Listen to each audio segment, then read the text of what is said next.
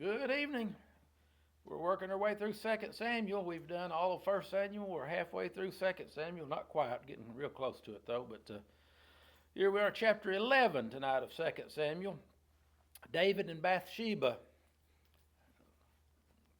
This is one of the things about the Bible. Put yourself in this position. If you were going to write a book about your hero, somebody you admire most or something, and you start doing all this research about them, and you find out all the good things, and you're making notes, and then you uncover a skeleton in the closet. Now, if it's your hero, you might just leave that part out and be kind, mightn't you? But God don't do that in the Bible. That's the same thing the Jews would have done. If they were just writing about their past national heroes, they would have ran across something like this chapter tonight, and they wouldn't have put that in there if it's just them. But when they were under the inspiration of the Holy Spirit of God, God not only puts the skeletons in the closet in there, he drags the skeleton out in the living room floor and everybody sees it. And that's what tonight's chapter is. Here we hear so much about David, and God said he is a man after his own heart. But chapter 11 reminds us that he was still just a human being, and human beings are prone to sin. And here's David's big sin. When you put it in the spec of the rest of his life, he'd just as soon, I guarantee, that this was never brought out. But here it comes. It's going to be drug out in the living room floor. Chapter 11, verse 1. It came to pass, after the year was expired, at that time when the kings go forth to battle. Guess summertime come, and they get out there, and they didn't just have to hunker down and try to survive, but they'd go forth to battle. It says when the kings go forth to battle. Back in that day, it was custom that the king would lead his army into battle, which is what David should have done, but the kings would go forth to battle. But this time, David sent Joab. He says, I've got a good general. I don't need to go. We're going to whoop them people, and I'll send Joab. So General Joab was sent, and his servants with him, and all Israel, and they destroyed the children of Ammon and besieged Rabbah. But David, he tarried still at Jerusalem. For whatever reason, David didn't think he needed to go this time, and he stayed back at home while his army went off to fight. So there's an old saying that you might have been taught when you was a kid, that idle hands are the devil's workshop. Or I've heard it put another way, that if you can't find something to do, the devil will find you something to do.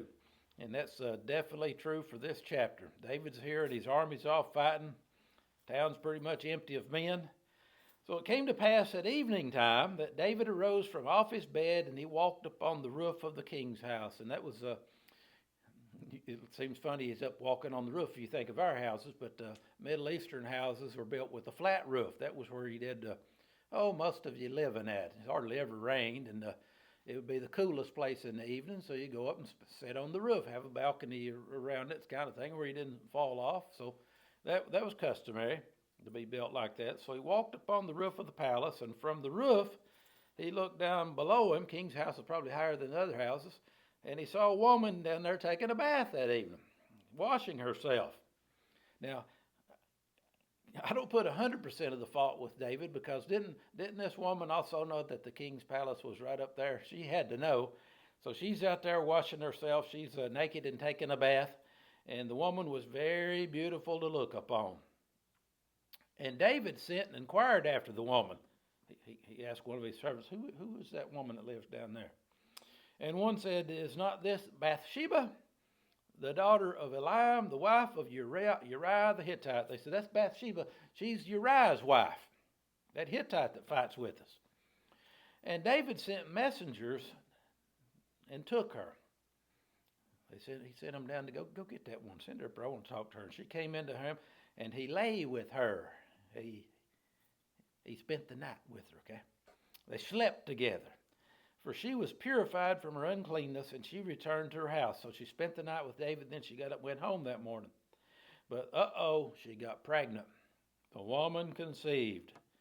And she was sent and told David, you remember that one night stand we had? I'm pregnant. I'm with child. So David's king, he can't have this out. This is a big scandal.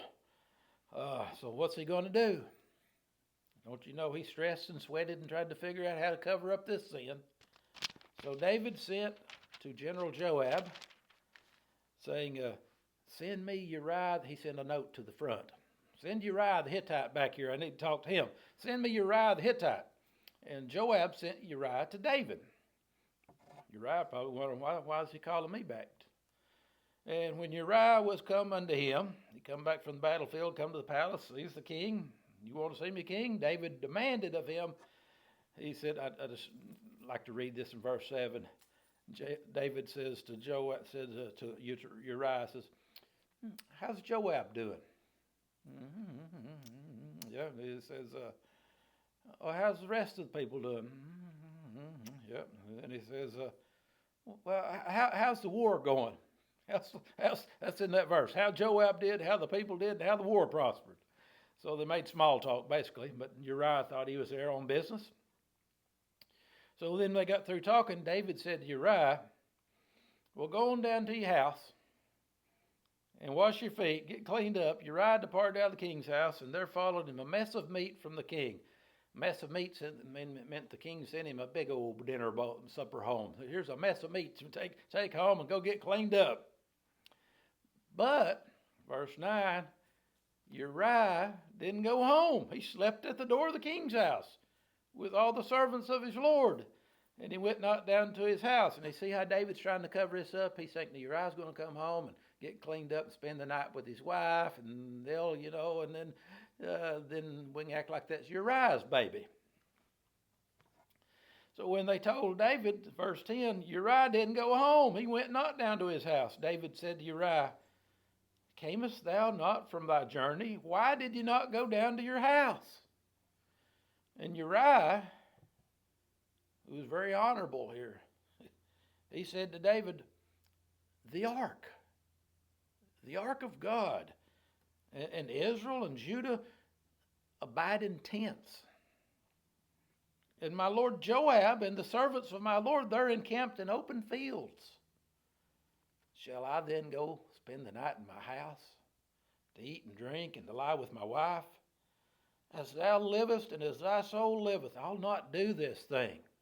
Which was really a gentle rebuke to the king. They're all up there fighting a battle, and the ark's up there with them, and everybody's living in tents, and I would feel guilty to go spend the night with my wife. I'll sleep here at your door until you release me. I hope that made David feel a little bad. He should have been out there too, shouldn't he? I'll not do this thing. Verse 12. And David said to Uriah, well, tarry here today also, and tomorrow I'll let you depart. Spend the night and go home tomorrow. So Uriah abode in Jerusalem that day and the next, tomorrow. And when David had called him, he did eat and drink before him. They ate together before he left. And David tried getting him drunk this time. He made him drunk, kept serving it to him, didn't he? And at evening he went to lie on his bed with the servants of his Lord, but he still didn't go back down to his house. David kept thinking, well, if I just get him drunk, maybe he'll go home to his wife tonight. Didn't work. And it came to pass in the morning that David says, well, I've tried plan A and plan B. Here's plan C he's going to try to do to cover up his sin. Came to pass, verse 14, in the morning that David, he wrote a letter to General Joab, and he sent it by the hand of Uriah. Now, this is just as low as you can get right now. This guy, Uriah the Hittite, he's so faithful to Israel and God and his King David. And David says, well, I've tried everything else. He says, I'm going to send a letter back to General Joab.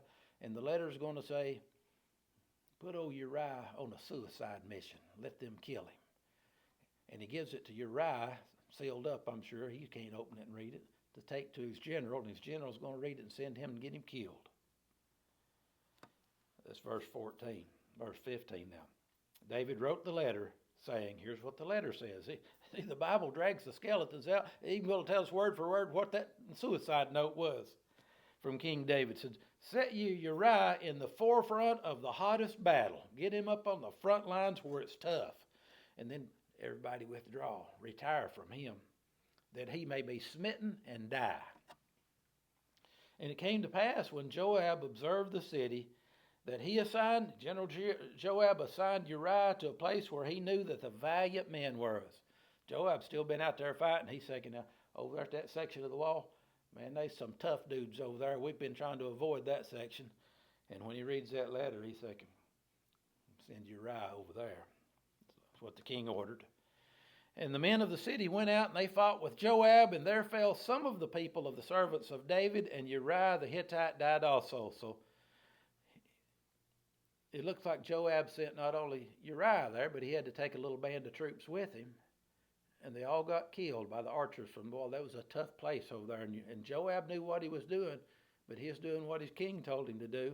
But David's sin now has not only got an innocent man, Uriah, killed, but a lot of other innocent people that went with him on that suicide mission too, just because David's trying to get rid of his sin. Then Joab sent and told David all the things concerning the war, verse 19, and he charged the messenger. He's sending somebody back home to Jerusalem to tell David what's going on.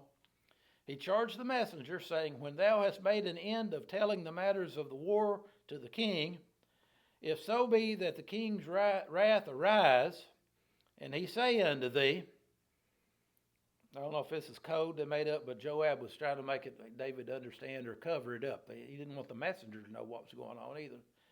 So Joab says, tell him a bunch of people got killed up here against that wall, and Uriah was with them. But when he says, now if the king gets mad, and he says something like this, here's where the quotation marks begin in the middle of verse 20, if you had quotation marks in the King James. If the king say, wherefore approached you so nigh to the city when you did fight? Knew you not that they would shoot from the wall? And then the king might go on and say, well, didn't he learn nothing before? Who smote Abimelech, the son of Jerubasheth? Did not a woman cast a piece of a millstone upon him from the wall that he died in Thebez? Why went you nigh the wall? David's liable to say something like that, Joab says. And if he says that, like didn't you remember how one of us got killed before by a woman just threw something off the wall and he got too close? If he says that, bottom verse 21, Joab tells the messenger, then you say to him, your servant Uriah the Hittite's dead also. So the messenger went and came and showed David all that Joab had sent him for. And the messenger said to David, surely the men prevailed against us and came out unto us into a field, and we were upon them even to the end. We chased them all the way back to the entering of the gate when they came out in the field to fight with us. But when we got too close to the gate, verse 24, the shooters shot from off the wall. The archers were shooting off that wall and killed a bunch of us. The shooters shot from off the wall upon thy servants, and some of the king's servants be dead. And thy servant Uriah the Hittite's dead also. Then David said unto the messenger, we'll go back and tell Joab, thus shalt thou say to General Joab, don't worry about it. Let not this thing displease thee, for the sword devours one as well as another, casualties of war. Make thy battle more strong against the city and overthrow it, and encourage him. You go back and encourage Joab. Don't worry about this. We'll fight on. And it was really just a secret plot between Joab and David that knew this stuff was going on. And when the wife of Uriah, verse 26, heard that Uriah, her husband, was dead, she mourned for her husband. And when the mourning was past, when the period of days of mourning was over with, David sent and fetched her to his house, and he married her. She became his wife.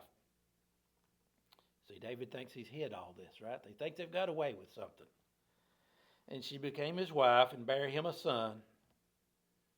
But the thing that David had done displeased the Lord. God always knows about it. And God's going to drag it out in front of the public in the next chapter. See you then.